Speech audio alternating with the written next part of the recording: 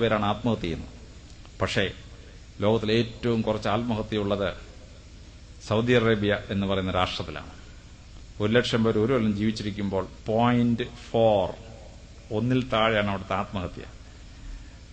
Qatar ആത്മഹത്യ ഏറ്റവും കുറവുള്ള ഒരു രാജ്യം.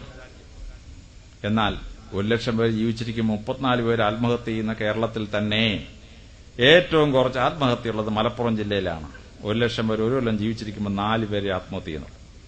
രണ്ടാമത് മുസ്ലിം ഭൂരിപക്ഷമുള്ള ഒരു ജില്ലയാണ് കാസർഗോഡ്. അവിടെ 1,00,000 പേർ ഒരു കൊല്ലം ജീവിച്ചിരിക്കുമ്പോൾ 6 പേരെ ആത്മഹത്യ ചെയ്യുന്നുള്ളൂ. കേരളത്തിൽ 1,00,000 പേർ ഒരു കൊല്ലം ജീവിച്ച് 34 പേര് ആത്മഹത്യ. ഇതേ കേരളത്തിലാണ് മലപ്പുറവും കാസർഗോഡും ഉള്ളത്. അവിടെ എന്തുകൊണ്ടാണ് ആത്മഹത്യ നടക്കാത്തത്? ഞാൻ അമ്പരന്ന് പോയി.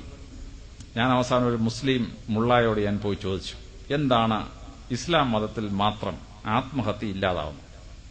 അദ്ദേഹം പരിശുദ്ധ ഖുർആൻ അങ്ങോട്ട് തുറന്നു എന്നെ ഒരു പാസേജ് വായിച്ച് കേൾപ്പിച്ചു. എനിക്കിപ്പോൾ അതിന്റെ പേര് നമ്പറൊന്നും അറിയാൻ വയ്യ. അദ്ദേഹം വായിച്ച് കേൾപ്പിച്ചിട്ട് അതിന്റെ സാരാംശം പറഞ്ഞ് മനസ്സിലാക്കി. ആത്മഹത്യ ചെയ്യുന്നവന് ഇഹലോകവും പരലോകവും നഷ്ടപ്പെടുന്നു. പരലോകത്തിൽ ചെന്നാൽ നരകത്തിന് 7 ഭാഗം, അതിൽ ഏറ്റവും താഴത്തെ അറയിലാണ് ഈ ആത്മഹത്യ ഇതിനെ കൊണ്ടിടുന്നതെന്ന്. ഈ അറയുണ്ടോയെന്ന് ചോദിച്ചാൽ എനിക്കറിയാൻ വയ്യ. പക്ഷേ 7ാമത്തെ അറയിൽ അവനെ ഇടുമെന്നും ഇഹലോകവും പരലോകവും പോകുമെന്നും അവനെ ഞങ്ങൾ മദ്രസായിൽ വെച്ച് 4 വയസ്സുള്ളപ്പോഴേ ഞങ്ങൾ പറഞ്ഞ് പഠിപ്പിക്കും സാറേ എന്ന് പറഞ്ഞു. അതുകൊണ്ടാണ് ആത്മഹത്യ ഉണ്ടാവാത്തതെന്ന്. ഇവിടെ ലക്ഷക്കണക്കിന് കോടിക്കണക്കിന് രൂപയാണ് ആത്മഹത്യ തടയാൻ വേണ്ടി ഗവൺമെന്റ് ചെലവാക്കുന്നത്, സോഷ്യൽ വെൽഫെയർ ഡിപ്പാർട്ട്മെന്റ് ചെലവാക്കുന്നത്. ഗവൺമെന്റ് ലക്ഷക്കണക്കിന് രൂപ ചെലവാക്കിയിട്ടും ഈ ആത്മഹത്യക്ക് ഒരു മാറ്റവും കേരളത്തിലില്ല. ഞാനിപ്പോൾ ജീവിച്ചിരിക്കുന്ന തൃശൂർ ജില്ലയിലാണ് ആത്മഹത്യയുടെ കേന്ദ്രം. 1041 ആത്മഹത്യ ഒരാണ്ടിൽ നടക്കുന്നത്. കൂട്ട ആത്മഹത്യ, അപ്പനും അമ്മയും മക്കളും കൂടെ ആത്മഹത്യ ചെയ്യുന്ന സംഭവം 7 എണ്ണം കഴിഞ്ഞ കൊല്ലം മാത്രം. ഇതേ കേരളത്തിൽ മുസ്ലിങ്ങൾ ജീവിക്കുമ്പോൾ മുസ്ലിങ്ങളുടെ എന്തുകൊണ്ട് ആത്മഹത്യ ഉണ്ടാവുന്നില്ല?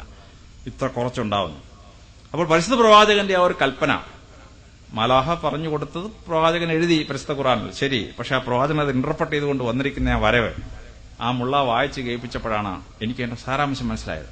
ഒരു സാമൂഹിക തിന്മ ഈ ലോകത്തുനിന്ന് ഇല്ലാതാക്കാൻ പരിശുദ്ധ പ്രവാചകന്റെ ഒരു കൽപ്പന വളരെ സിമ്പിളായിട്ടാണ് ആ പ്രോബ്ലം അദ്ദേഹം സോൾവ് ചെയ്യുന്നത്. അങ്ങനെ സോൾവ് ചെയ്തപ്പോ ലക്ഷക്കണക്കിന് ആത്മഹത്യകൾ ഈ ലോകത്ത് നിന്ന് ഇല്ലാതായി തീരുകയാണ്.